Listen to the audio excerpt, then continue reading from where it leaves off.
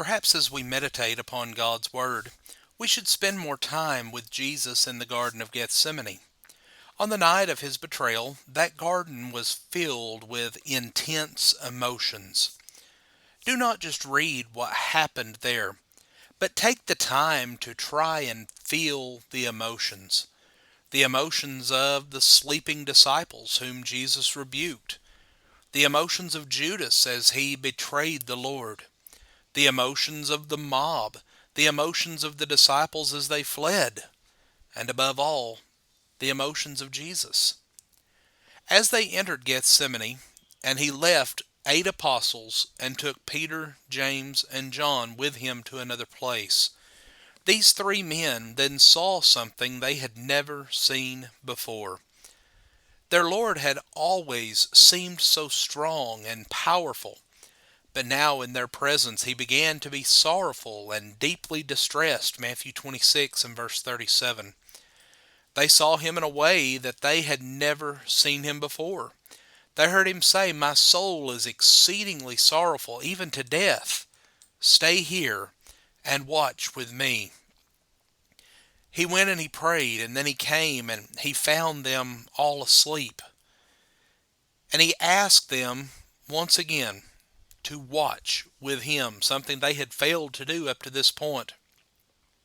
His soul at this point was even more burdened, and the Bible describes how great this burden was upon him. For it says, "And being in agony, he prayed more earnestly. Then his sweat became like great drops of blood falling down to the earth," Luke 22 and verse 44. He then returned to the 3 disciples and found them asleep again. And this time he did not wake them to share his grief and agony. He simply returned for the 3rd time and he prayed, "Not my will, but your will be done." Now, friends, there are at least 2 ways that we can look at this very simple yet profound prayer of Jesus. One could look at it as though the burden was so great and he was just ready to quit, that the fight was not worth it. He was like a frustrated spouse or a teen who looks at the master and just throws up their hands and says, "Whatever, I quit. You win." However, this is not where Jesus was when he prayed to God. This is not a prayer of one who was giving up. This is not the prayer of one who had fought a losing battle. Nor was this the prayer of one who had no hope and was being driven by circumstance into surrender, into something that he was not willing to do. This was a prayer of trust, of perfect trust and reliance upon his Father in heaven. And friends, he was talking to his Father that he had known for all past eternity.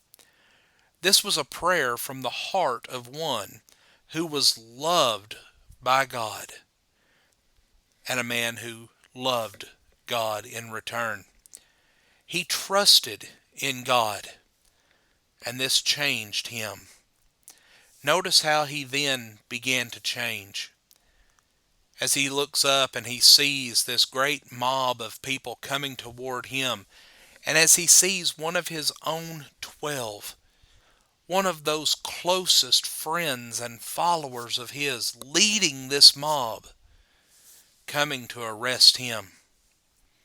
The mob arrives, and he goes through the arrest, and the mockery of several trials.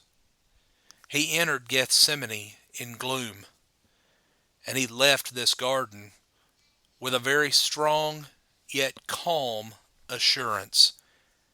He was a victim, but he understood that he was a victorious victim.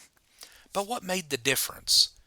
What changed a troubled soul, one in great agony, into one of calm assurance? Well, friends, the answer is very simple. He talked to the Father. When we are in despair, when we are almost ready to quit and throw in the towel and give up, we need to go to our Father in prayer and His peace will change us and will give us the victory. Friends, we thank you for joining us for our program today, and have a blessed day.